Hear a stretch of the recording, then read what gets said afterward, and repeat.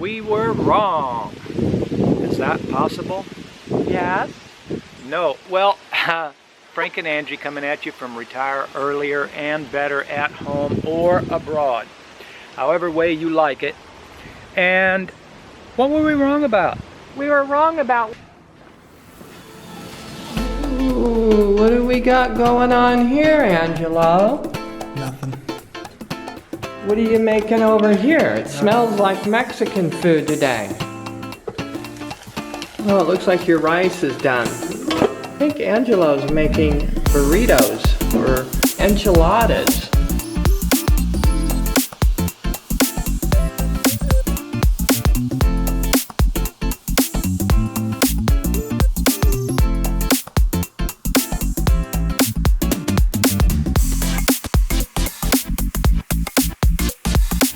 We were wrong about where most of the American expats live in the world, in what foreign countries.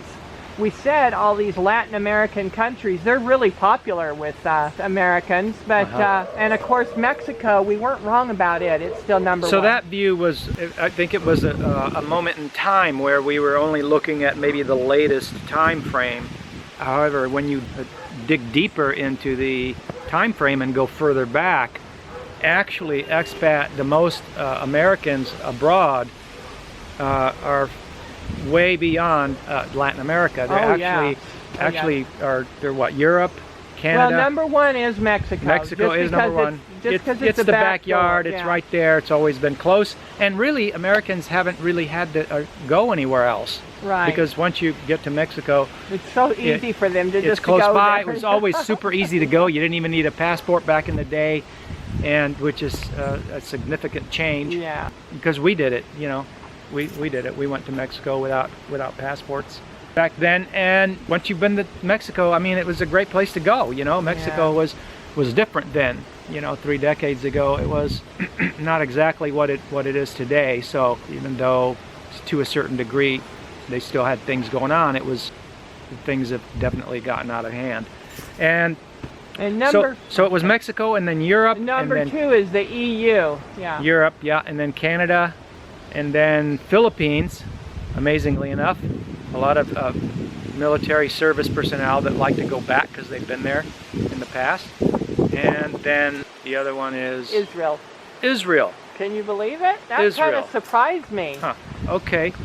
Well, that's you know, that's interesting. And when you start looking at that and analyzing it, it's like, again, the Americans could go to Mexico, and when we went to Mexico, we never even thought about going any further than Mexico. It's like, okay, well, we went to Mexico, and you know, and it's like I even thought about spending half the year in Mexico back then. Here's the cooking show with Angelo.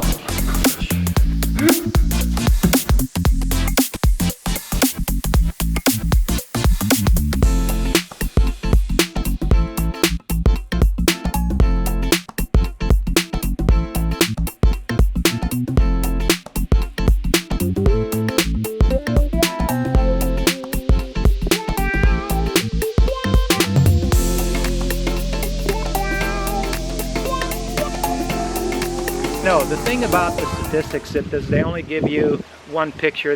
You have to really dig super deep to find out, well, why. You know, you might see, well, this is what was happening, but as far as the why was it happening, we're just kind of speculating here on why. And I would think that one of the reasons is that Mexico was just right there. But now, lately, just in the last couple of decades, with the advent of the internet, all this RAMM promotion, and I see it as, when you look at it, an opportunistic decision, potentially from RAMMs that said, you know what, not enough people are going to these other Latin American countries, and I bet we can exploit this, and we can just tell people, you know, all these wonderful things, and just get a whole new movement going.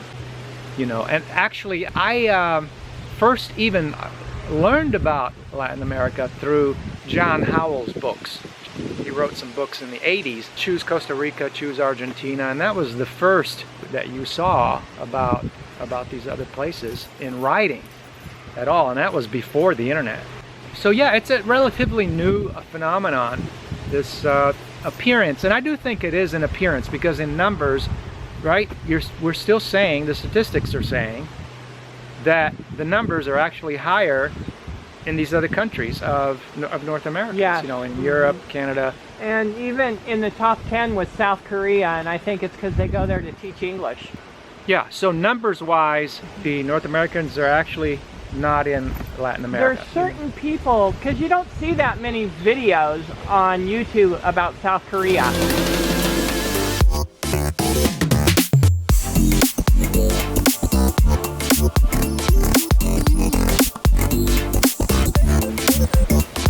Yeah, so appearances can be deceiving, and it's all about, you know, the internet and the appearance of what things are happening, but statistically, you know, the numbers tell a story that the North Americans are actually, the majority of them are actually not in Latin America. So, Except for Mexico. yeah. How many do we get a piece? Spicy. How many chili powder?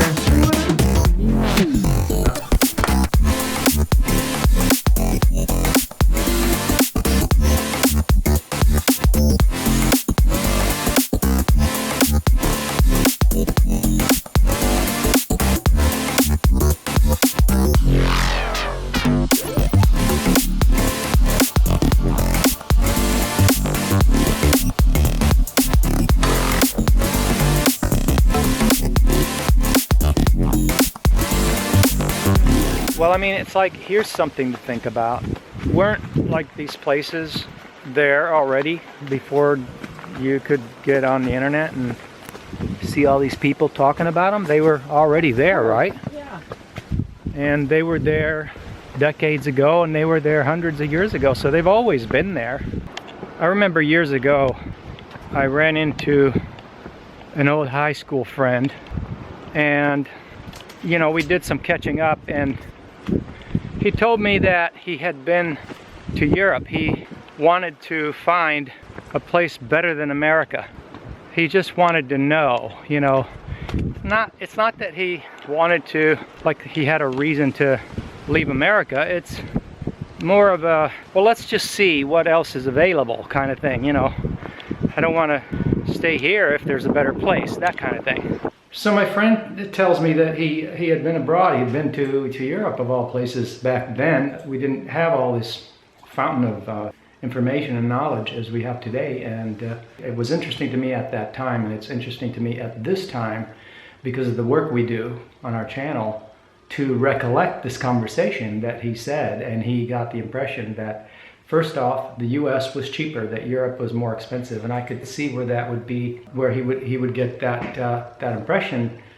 And thinking back, I figure he probably just went to the places everybody goes to, which is what people do now. They still do that. He also said that the US was better, so it was cheaper. The US was cheaper, and the US was better because there was just everything more going on in the US. There was more conveniences, more things like that. And that's still correct, even though conveniences are increasing in places like Europe. Like, you know, you can, they do have Amazon here in Europe. It's not as well developed, so it's a little better than it was before, but it's not, you know, it's not the States. So interesting conversations, and so we live during an era where the fountain of information has been flowing, and it's just growing, and there's just more availability of visual knowledge through videos and being able to just learn from other people. But with that opening up, it also brings with it the caveat, you know, the buyer beware, you know, because the internet is so big that it's a place where there's so much potential that some people are tempted to promote ideas and agendas that, you know, aren't completely factual. And that's where the deep due diligence that we recommend comes in. So now more than ever, it's extremely important to consider that there's more to the story, and you should look into it a little bit deeper. Thought you might like that little bit of information, and that's why you're on this channel, right? So subscribe.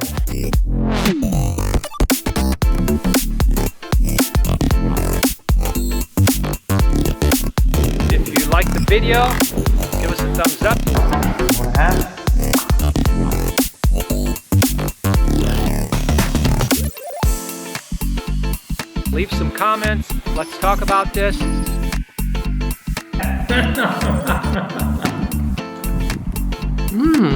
These are good. And have a wonderful day from Frank and Angie. Bye. Uh-oh. Shouldn't have done that. Get this big spatula. Okay. There we go. Okay.